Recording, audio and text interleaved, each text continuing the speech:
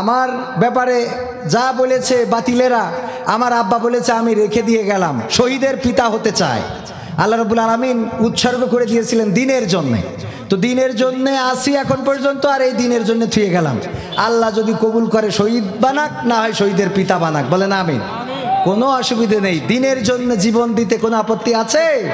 বাতিলেরা মনে করে মুসলমান, আমরা মনে হয় জানের ভয় পাই না। আমরা আগেই বলে দিয়েছি, ইন্না সলাতি ওয়া নুসুকি ওয়া মাহইয়ায়া ওয়া মামাতি লিল্লাহি রাব্বিল আলামিন। আমাদের জীবন, আমাদের মরণ, আমাদের কুরবানি সব কিছু কার জন্যে? আল্লাহর জন্যে। সুতরাং আমাদের দুঃখ, কষ্ট, বেদনা সব কিছু কার জন্যে? আল্লাহর জন্যে। আর আল্লাহর জন্যে যদি আপনি নিবেদিত হতে পারেন, এর থেকে প্রশান্তির আর কিছু হতে পারে? আর হতে পারে না। মসজিদে যাবেন, সিজদা দিবেন, মনে মনে কল্পনা করবেন আমি এই পৃথিবীর মালিক, আমার মালিক আল্লাহর কাছে মাথাটা নত করেছি, আল্লাহর কদমের কাছে আমার মাথাটা নত করে দিলাম সিজদায়। দেখবেন কতটুকু শান্তি খুঁজে পান। সিজদা উঠাইতে মনে চাবে না। সিজদায় যে আপনি মনের কষ্টগুলো বলেন, সিজদায় যে আপনি ওই যে সুবহানা রাব্বিয়াল আলা এইটাই বলতে হবে, এর বাইরে কিছু বলা যাবে না তা না। আপনি সিজদায় পড়ে নামাজেই শুধু সিজদা দিতে হবে তা না।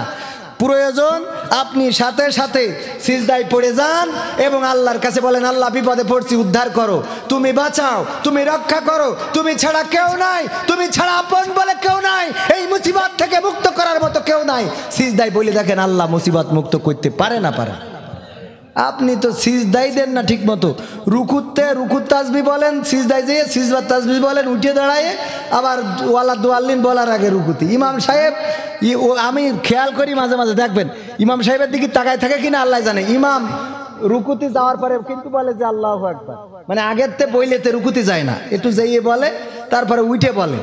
ও দেখবেন ইমাম সংকেত দেওয়ার আগে, ইমাম যাওয়ার আগে ও কুজো হওয়া শেষ। কথা কয় না, আছে না নাই? ইমাম সাহেব সিজদায় যায়নি, উনার ওই যে যেয়ে তাড়াতাড়ি যেয়ে অটো হয়ে গেছে, তো ইমাম সাহেব একটু দেরি করে ফেলাইছে, সিজদায় যাবে, ও দেখো হাঁটু ভেঙে বসিয়েতে আবার উঠে দাঁড়াচ্ছে যে কিরে ইমাম আসলো না, আমি এটা আগে মেরিয়ে দিলাম। যে ওই জায়গায় খুব এত তোড়জোড় করা যাবে না বাজান। কথা বলতে চাইলাম পবিত্র কোরআনের সূরা 20 নম্বর সূরা তহার 55 নম্বর আয়াত তেলাওয়াত করিলাম, মনে আছে আপনাদের? মিনহা খলাকনাকুম ওয়া ফিহা নুঈদুকুম ওয়া মিনহা নুখরিজুকুম তারাতান উখরা। আল্লাহ রাব্বুল আলামিন এই আয়াতটাই কি বলেছেন বান্দাদের জন্য, আমরা এত বোঝা বুঝেছি যে আয়াত মরা মানুষের ছাড়া আর জ্যান্ত মানুষের শোনায়নি। কথা কয় না, কাদের শোনাই আমরা? পড়েন না? যারা পারে তারাও পড়ে, যারা পারে না তারাও পড়ে, ওই শুনে পড়ে একটু যা যতদূর পারে।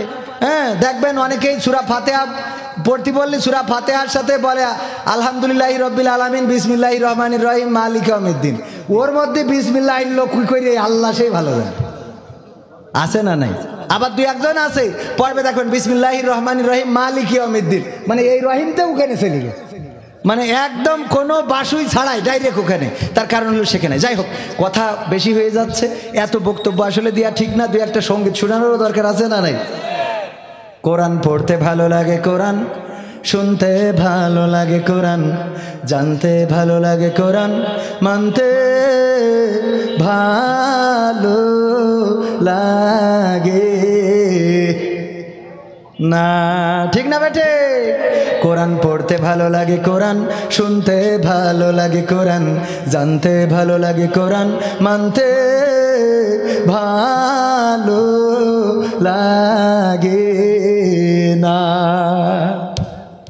নামাজেতে পড়লে কোরআন মনটা শীতল হয়, কারির তেলাওয়াত শুনিলে প্রাণ জুড়িয়ে যায়, ঠিক না বেঠে? নামাজ একটু আওয়াজ দেওয়া লাগবে এবার। এতক্ষণ পর্যন্ত ওয়াজ করেছি কারণ আমার আগের হুজুর বললো যে আমি নাকি উল্টো পাল্টা কথা বলি, ওই ভাই বলিয়েছে, তো এই জন্য একটু ওয়াজ করি, আপনাদের দেখালাম যে না ওয়াজও পারি। আপনি যা বলতে পারবেন আমি পারবো ইনশাআল্লাহ, চেষ্টা তো করি। এখন বুঝে শুনে কথা বলতে হয়। এখানে বিভিন্ন শ্রেণী পেশার মানুষ আছে, এই যে ইয়াং ফুলাপান আছে, কিছু টিকটক ফুলাপান, ওরা এসে কিন্তু কবির বিন সামাদের মুখী দুই একটা এই যে টিকটক মার্কা কথা শুনবে। আবরারুল হক আসিফ ভাইয়ের মাহফিলে যায় না? যুবকের সংখ্যা বেশি না কম? কারণ আমার ভাইজান সুন্দর করে বলে, কোনো মেয়ে দেখে যদি প্রশান্তি খুঁজে পাও, দ্যাটস এনাফ ফর ইউ। এটা তোমার জন্য যথেষ্ট। আসলে কি এটা বলা যাবে? সেদিন চাঁপাইনবাবগঞ্জে একজন চিরকুট দিয়েছে, হুজুর আপনার কাছে আমার একটা প্রশ্ন, কি তো যদি কোনো মেয়েকে দেখে প্রশান্তি পাওয়া যায় তাহলে সেটাতে কি হবে?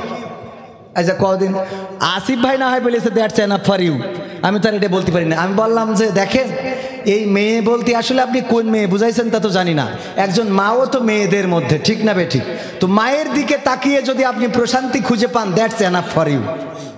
আপনি যদি আপনার কন্যা, আপনার যে মেয়ে কলিজার টুকরা সন্তান, তার দিকে তাকিয়ে যদি আপনি প্রশান্তি খুঁজে পান দ্যাটস এনাফ ফর ইউ। আপনি যদি আপনার স্ত্রী, যাকে আপনি বিবাহ করেছেন, বিবাহিত স্ত্রী, তার দিকে তাকিয়ে যদি আপনি প্রশান্তি খুঁজে পান দ্যাটস এনাফ ফর ইউ। যদি আপনি আপনার এই জাতীয় যাদের সাথে দেখা করা জায়েজ, খালা ফুপু, তাদের সাথে দেখা, তাদের দেখে যদি প্রশান্তি খুঁজে পান দ্যাটস এনাফ ফর ইউ। মায়ের দিকে তাকাইলে শুধু শান্তি, শুধু শান্তি না, কবুল হজের সোয়াব আমল নামায় লিখে দেয়। বলেন সুবহানাল্লাহ। আমল নামায় কি দেন? কবুল হজের সোয়াব দেন। আর মেয়ে মানুষ আসে বাড়ি বরকত নিয়ে, বলেন সুবহানাল্লাহ। সুতরাং বরকত আল্লাহ মেয়ের দিকে তাকানো যাবে না, যাবে না। কিন্তু আপনি ওই কুদ্দুসের মেয়ের দিকে তাকায় থাকলে হবে না শোনা, পাখামো ওইটা আমার কাছে পাবা না। ওই আজ খুঁজলি ওখানে যেতে হবে। তবে কিছু আজ পাবা যেগুলো তোমাদেরও ভাল লাগবে।